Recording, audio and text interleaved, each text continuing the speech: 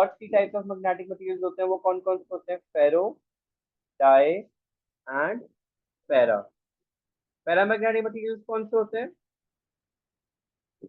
जो पैरा वो अनमैग्नेटिक सब्सटेंसेस होते हैं। अनमैग्नेटिक सब्सटेंसेस कौन से होते हैं? जो कि इन द जो प्रेजेंस ऑफ, मैग्नेटाइज भी हो सकते हैं डीमैग्नेटाइज। क्या, जो in the presence of magnetic field, होते क्या para? In the presence of magnetic field वो मैग्नेटाइज हो जाएंगे, और एब्सेंस में क्या रहेंगे? डीमैग्नेटाइज हो जाएंगे। डीमैग्नेटाइज। डायमैग्नेटिक सब्सटेंसेस कौन से होते हैं? जो नॉन मैग्नेटिक सब्सटेंस होते हैं। सर ये होते क्या है, फेरो डाया और पैरा? सर समझा दे रहे हैं। और फेरोमैग्नेटिक मटेरियल्स कौन से होते हैं? ये अब्दुल रहमान ने भी बताया तो है बेटे। जो पैरामैग्नेटिक सब्सटेंस होते हैं उन्हें अनमैग्नेटिक सब्सटेंसेस कहते हैं, यानी क्योंकि in the presence of magnetic field जो है वो मैग्नेटाइज होंगे, लेकिन जैसे ही आप मैग्नेटिक फील्ड को रिमूव करेंगे, एक्सटर्नल मैग्नेटिक फील्ड को रिमूव करेंगे, तो वो डीमैग्नेटाइज हो जाएंगे। डायमैग्नेटिक सब्सटेंसेस वो होते हैं जो होते ही नॉन मैग्नेटिक इन नेचर हैं, जैसे वुड और ग्लास हो गया। आप एक्सटर्नल मैग्नेटिक फील्ड उन्हें दें या ना दें, उन्हें कोई फर्क नहीं पड़ेगा। और फेरोमैग्नेटिक सब्सटेंसेस कौन से होते हैं? जो हर वक्त परमानेंट मैग्नेटाइज मैग्नेट। रहते हैं। जो स्ट्रॉन्गली मैग्नेटिक।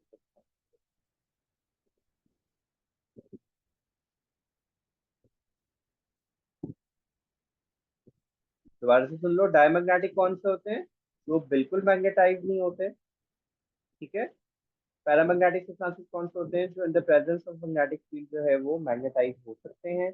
और फेरोमैग्नेटिक सब्सटेंसेस जो होते हैं वो हमारे पास क्या होते हैं?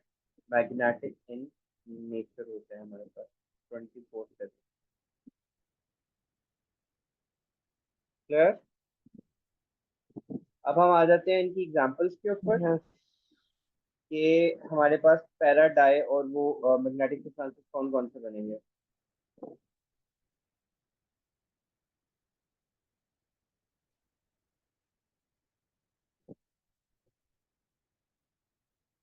बल्कि हम लोग डायमैग्नेटिक सब्सटेंसेस की एग्जांपल्स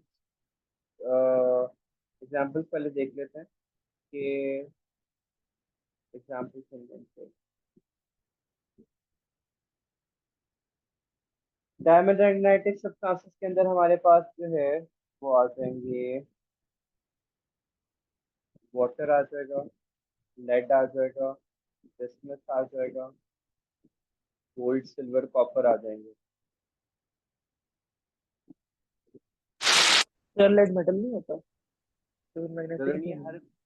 जरूरी नहीं है हर मेटल जो है वो मैग्नेटिक, ठीक है। लेकिन लेड स्ट्रॉन्ग तो होता है।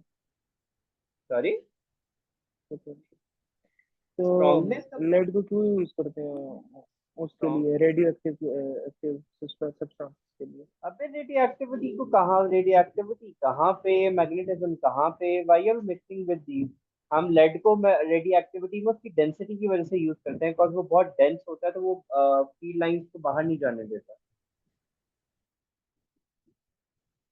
ओके। ठीक है। डायमैग्नेटिक सब्सटेंसेस में हमारे पास ये आ गए। पैरामैग्नेटिक सब्सटेंसेस में क्या आएंगे?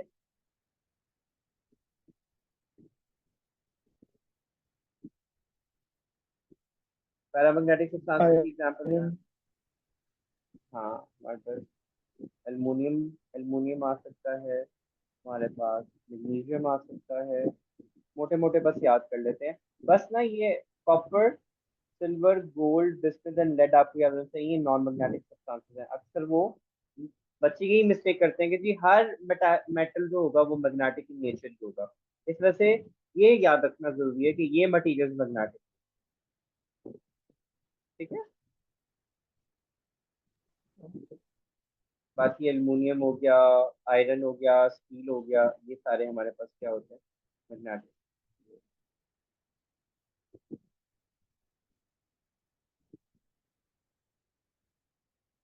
उसके बाद हमारे पास एक और पॉइंट आता है, जिसमें how to magnetize and demagnetize substance. Magnetization के दो ही प्रोसेस हैं। एक क्या कि हम ऑब्जेक्ट को क्या रखेंगे, object is placed in north south direction और मैग्नेट से उसको क्या किया जाता है, हिट किया जाता है। अगर हम नॉर्थ साइड से हिट कर रहे हैं तो यहाँ पे क्या क्रिएट होगा, साउथ पोल।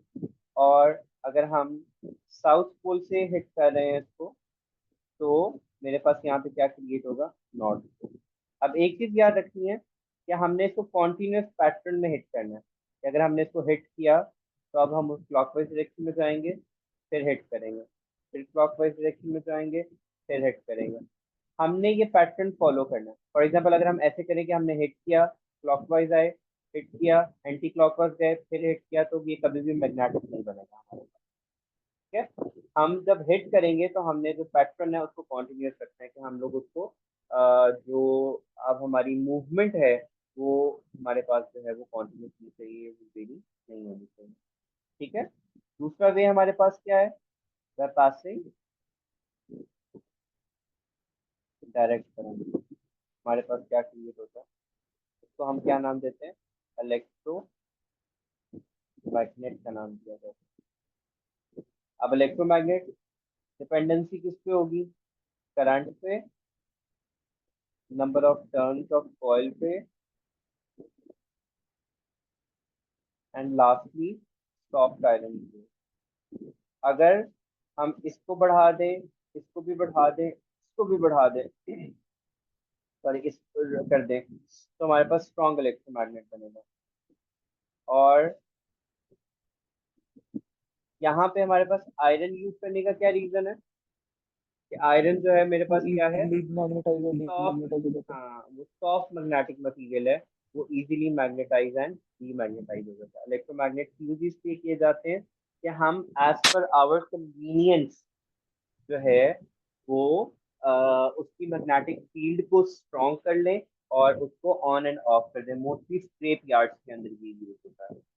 और डीमैग्नेटाइजेशन के प्रोसेस क्या क्या है, how to demagnetize a substance, वो हम कैसे कर सकते हैं, by heating, by putting in east west direction और उसको हैमरिंग करेंगे,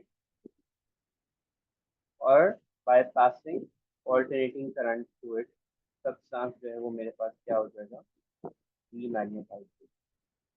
क्लियर हो गया। तो मैग्नेटाइज कैसे करते हैं वो तो दोबारा समझाते हम्म, हैं, मैग्नेटाइजेशन दोबारा समझाते हैं। मैग्नेटाइजेशन ये कि हमने जिस ऑब्जेक्ट को मैग्नेटाइज करना है उसको नॉर्थ साउथ डायरेक्शन में रखना है और उसको मैग्नेट से हिट करना है। अगर हम नॉर्थ पोल से हिट करेंगे तो यहाँ पे साउथ पोल क्रिएट होगा इसके अंदर, फिर साउथ से हिट करेंगे तो नॉर्थ पोल।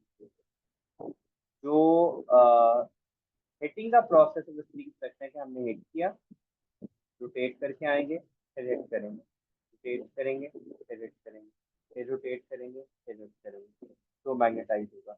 अब जो रोटेशन है वो हमें चेंज नहीं करनी कि अगर हम हिट कर रहे हैं तो हमने क्लॉकवाइज डायरेक्शन में आके दोबारा हिट किया तो हमें क्लॉकवाइज में ही बार बार आना है।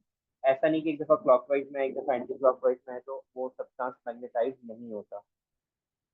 और यहाँ पे एक चीज आप लोगों ने जहन में रखनी है, जौन सा भी सवाल आएगा उसमें यही आपने बात करनी है कि जी आपसे वो पूछे जी क्यों मैग्नेटाइज नहीं हुआ, हमने कहना है कि उसका स्पिन मोशन हम कॉन्टिन्यूसली डिस्टर्ब कर रहे हैं, तो जब तक उसका स्पिन मोशन को अलाइन नहीं करेंगे हमारे पास मैग्नेटिक प्रॉपर्टी अराइज नहीं होगी। तो ये एक दफा क्लॉकवाइज आना, एक दफा एंटी क्लॉकवाइज आने से स्पिन मोशन बार बार डिस्टर्ब हो रहा है और हमें स्पिन मोशन को क्या करना है, अलाइन करना है।